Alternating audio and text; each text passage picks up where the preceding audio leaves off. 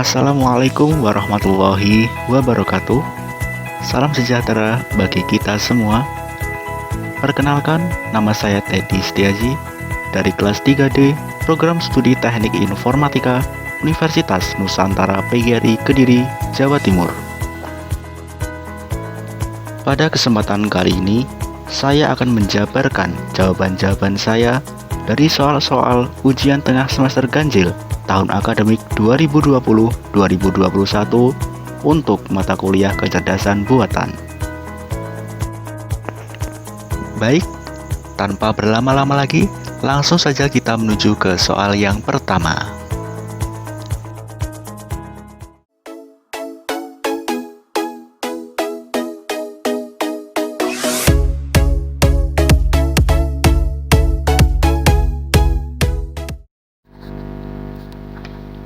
Soal nomor 1. Apa yang dimaksud dengan kecerdasan buatan? Jelaskan menggunakan bahasa Anda sendiri. Kecerdasan buatan atau AI yang merupakan akronim dari Artificial Intelligence adalah suatu bentuk program yang memang sengaja dibuat oleh manusia atau kita selaku pemrogram agar program tersebut dapat menirukan apa saja kegiatan manusia yang dalam pemikiran manusia itu dianggap atau dipandang sebagai cerdas, atau istilahnya tidak perlu lagi dikomando dan tidak perlu disuruh-suruh karena telah memiliki pemikiran dan logika cerdasnya sendiri yang memang sengaja kita tanamkan ke program tersebut. Nah, tujuan akhirnya apa?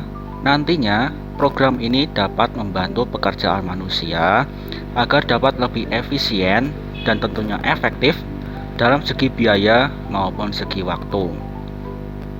Untuk contohnya sendiri ada beberapa. Yang pertama ada sistem informasi yang sudah menanamkan kecerdasan buatan di dalamnya. Contohnya seperti yang terlihat di gambar, merupakan contoh sistem informasi yang diimplementasikan ke dalam lahan pertanian. Kita lihat di gambar ini akan ada banyak sekali sensor-sensor maupun aktuator yang nantinya dapat dilihat oleh si petani, lahan saya ini butuh apa, sedang butuh apa, sehingga nanti bisa dibuatkan keputusan yang nantinya outputnya nanti hasil panen itu bisa lebih optimal dan mendatangkan lebih banyak keuntungan karena kos biaya pemeliharaan sampai dengan proses panen nanti bisa dibantu oleh mesin, sehingga tenaga manusia yang dibutuhkan pun lebih sedikit. Lalu yang kedua, ada mesin-mesin yang sudah terkomputerisasi seperti halnya robot. Kita lihat di gambar ini, sebuah robot ini sedang menyediakan atau mempersiapkan makanan untuk tamu-tamu di restoran. Nah, ini sepertinya masih proses demo. Nah, di masa depan nanti kemungkinan seluruh pegawai restoran akan digantikan oleh robot karena robot memiliki kelebihan antara lain tenaga yang unlimited, artinya tidak terbatas selama power atau dayanya itu masih ada. Lalu yang selanjutnya ada diimplementasikan ke game atau permainan. Contohnya seperti ini. Di game yang namanya Euro Truck Simulator. Ini adalah simulasi mengemudikan truk atau bus. Nah, di samping-samping user, ini usernya. Di samping user ini ada banyak sekali teman-teman truk maupun mobil-mobil kecil. Nah, si truk maupun mobil-mobil kecil yang di samping-sampingnya ini kan tidak ada usernya atau tidak ada operatornya. Namun bagaimana dia kok bisa melaju sendiri padahal tidak ada yang mengemudikannya? Nah, inilah di masing-masing teman-temannya ini sudah ditanamkan yang namanya algoritma kecerdasan buatan, sehingga dia bisa menentukan keputusannya sendiri. Jikalau contohnya ini mau masuk ke gerbang tol, maka dia akan melambat Nah, setelah gerbang tolnya nanti terangkat, baru dia akan tancap gas lagi. Seperti itu. Dan dengan kata lain bisa membuat suatu game ini bisa lebih realistis karena kita seperti seolah-olah berada di dunia nyata yang sedang mengemudikan sebuah kendaraan besar. Nah, ini yang kedua, ini ada view dari dashboard sebuah truk kalau tidak salah. Si teman kita ini atau si pengendara lain ini kenapa kok tidak dia berjalan di lajur kita? Dia sudah punya algoritma sendiri. Algoritmanya agar tidak membahayakan si pengemudi kita ini. Jadi dia nanti akan lurus mengikuti jalannya sendiri sesuai dengan algoritma yang telah ditanamkan. Seperti itu. Oke, kita lanjut ke pertanyaan yang kedua.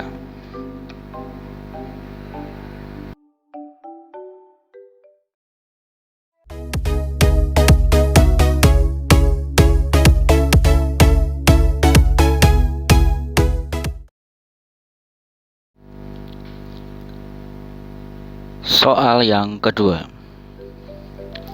Apa yang dimaksud dengan acting rationally?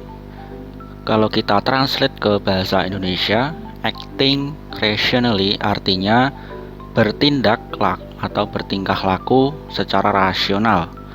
Artinya apa? Program yang kita buat harus dapat bertindak secara rasional.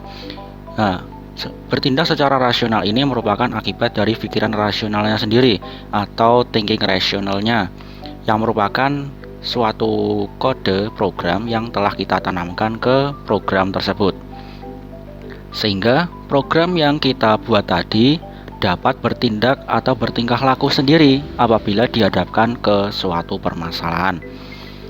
Jadi setelah bisa berpikir secara rasional, maka program tersebut bisa bertindak secara rasional. Jika dihadapkan ke suatu permasalahan, maka dia bisa memperkirakan bagaimana cara menyelesaikan atau memberikan solusi yang terbaik kepada suatu permasalahan yang dihadapkan di depan program ataupun sistem tersebut.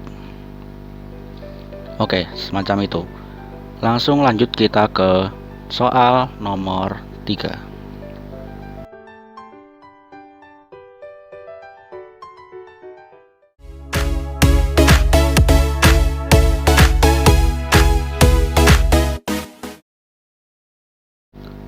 Soal yang ketiga.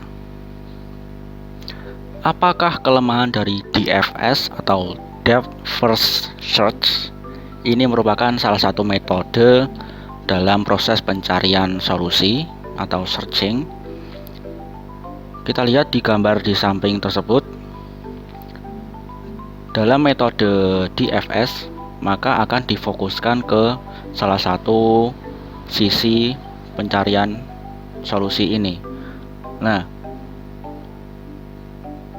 jika difokuskan hanya ke dalam satu sisi seperti ini, memiliki beberapa kelemahan, yaitu yang pertama, jika pohon yang dibangkitkan memiliki level yang sangat dalam atau sangat panjang sampai ke bawah atau tak terhingga, maka tidak ada jaminan untuk menemukan solusi yang terbaik atau tidak komplit.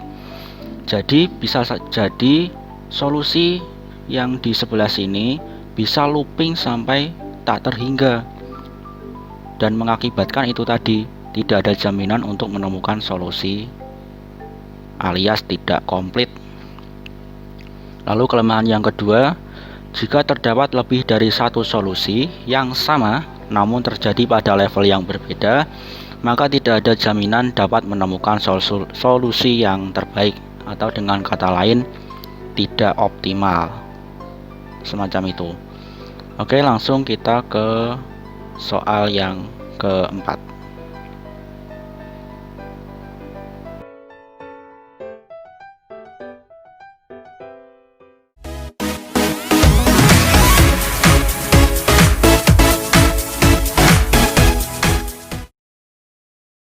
Soal yang keempat. Ini merupakan soal tentang peluang atau probabilitas. Diketahui hubungan antara pengangguran, PHK, dan krisis moneter sebagai berikut. A. Probabilitas adanya pengangguran terhadap PHK sama dengan 0,7. B. Probabilitas PHK sama dengan 0,8. C. Probabilitas adanya pengangguran terhadap krisis moneter sama dengan 0,9. Dan D. Probabilitas krisis moneter sama dengan 0,6. Pertanyaannya, berapakah probabilitas krisis moneter terhadap pengangguran? Untuk soal semacam ini, kita bisa memanfaatkan teorema Bayes. Rumusnya, probabilitas hipotesis terhadap evidence, ini yang kita cari, sama dengan probabilitas evidence terhadap hipotesis dikali dengan probabilitas hipotesis tanpa memandang evidence-nya, dibagi dengan jumlah keseluruhan K, di mana jumlah keseluruhan K ini sama dengan 1 dikali probabilitas evidence terhadap H ke K dikali dengan probabilitas hipotesis ke K. Sebagai catatan, jumlah keseluruhan K ini nantinya diperoleh dari jumlah premis yang ada dalam suatu soal atau studi kasus. Pertanyaannya, berapakah probabilitas krisis moneter terhadap pengangguran? Kita tentukan dulu PHI terhadap E-nya. PHI kita tentukan krisis moneternya terhadap evidence terhadap pengangguran. Jadi HI adalah krisis moneter dan evidence adalah pengangguran. Lalu kita masukkan. Jadi P hipotesis terhadap evidence sama dengan PHI. PHI adalah krisis moneter terhadap evidence. Evidence merupakan pengangguran. Lalu kita hitung ke slide selanjutnya. P krisis moneter terhadap pengangguran sama dengan P pengangguran terhadap krisis moneter sebagai evidence terhadap hipotesis dikali dengan probabilitas hipotesis tanpa memandang evidence-nya, yaitu P krisis moneter, dibagi dengan jumlah keseluruhan K. Jumlah keseluruhan K diperoleh dari premis yang ada dalam suatu soal. Jadi dibagi dengan P pengangguran terhadap PHK dikali P PHK ditambah P pengangguran terhadap krisis moneter dikali P krisis moneter. Nah, untuk memasukkan nilai-nilainya agar lebih mudah, kita modelkan dulu probabilitas adanya pengangguran terhadap PHK.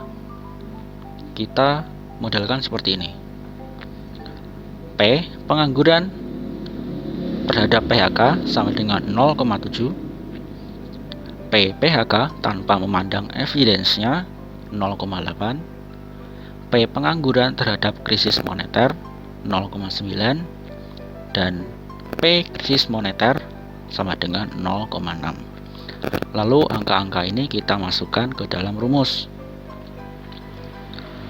seperti ini. P krisis moneter terhadap pengangguran adalah yang kita cari sama dengan 0,9 diperoleh dari probabilitas pengangguran terhadap krisis moneter dari soal dikali dengan probabilitas krisis moneter sebesar 0,6 dibagi dengan P pengangguran terhadap PHK dikali P PHK 0,7 dikali dengan 0,8 ditambah P pengangguran terhadap krisis moneter dikali P krisis moneter 0,9 dikali 0,6. Lalu kita hitung 0,9 dikali 0,6 sama dengan 0,54 dibagi dengan 0,7 dikali 0,8 hasilnya 0,56 ditambah 0,9 dikali 0,6 sama dengan 0,54. Lalu kita hitung lagi menjadi 0,54 dibagi 1,1 hasilnya 0,490. Jadi kesimpulannya, probabilitas krisis moneter terhadap pengangguran itu sebesar 0,490. Seperti itu. Itu tadi paparan saya dari keempat soal.